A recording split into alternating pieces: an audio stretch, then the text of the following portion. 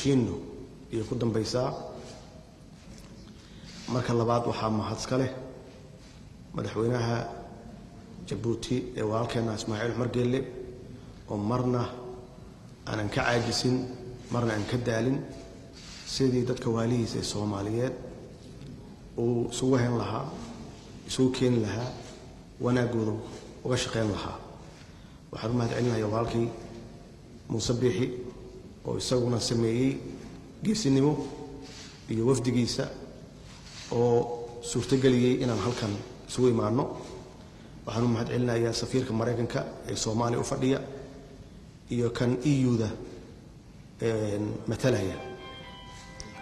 waxaan mahad celinayaa wafdiga la socda ugu horeeyay gudoomiyaha baarlamaanka iyo wasaaraha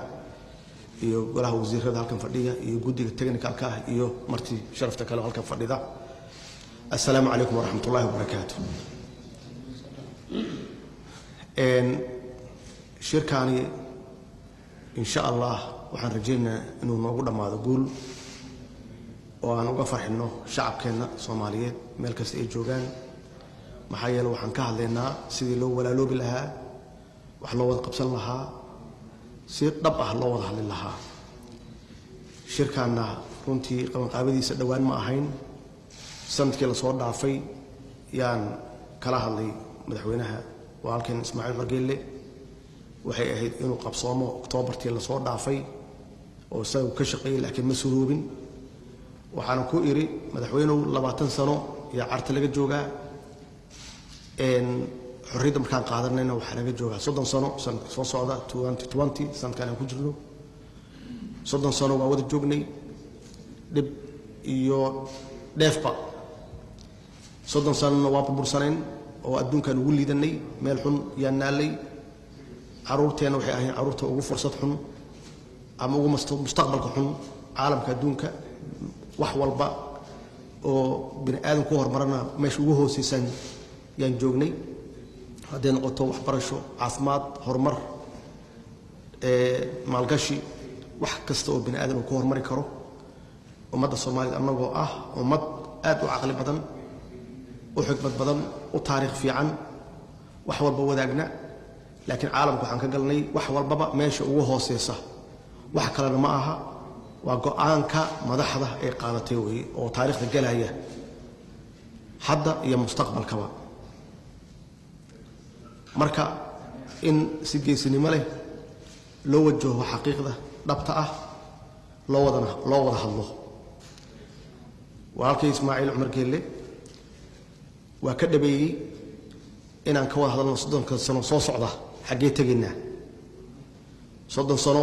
waa wada joognay 30 sano waa kala maqreen kan soo socda caruurteena maxaan uga tagnaa dhaxal iyo mustaqbal weeye waxa guddigan loo sameeyay marka la wada hadlo oo la wada fariisto oo la heshiiyo go'aan la qaato waxa la rabaa go'aankaas iyo heshiiskaas cidii fulin lahayd waa idinka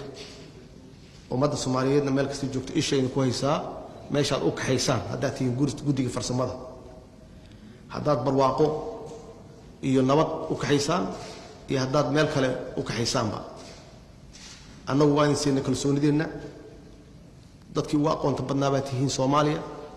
ama meel kasta Soomaaliya joogto dadkii ugu aqoonta badnaa baa tihiin waxaa loo baahan yahay inaan mustaqbalkeena hadda aanan waqti hadda joogaan idinka fakirin aad ka fikirtaan 30 sano soo socda caalamka xagee ka galeynaa xagee caruurta ilaa waa tageynaa kulligeen ma wada joogeynay dad halkan fadhiya 30 sano ma aqaano inta naga har doonta laakiin kuwa hadda jooga dhalanaya maxaan uga tagnaa oo mustaqbal ah gacantiina ku jirtaa annaguna taageeradeena waa haysataan waxaan idin rajaynaynaa guul waxaan idin rajaynaynaa is-afgarad iyo oo waaltinimo ku dheehan إن شاء الله إلهي وحن كرجينا إلى وحنا أحسن أمضة وكنتان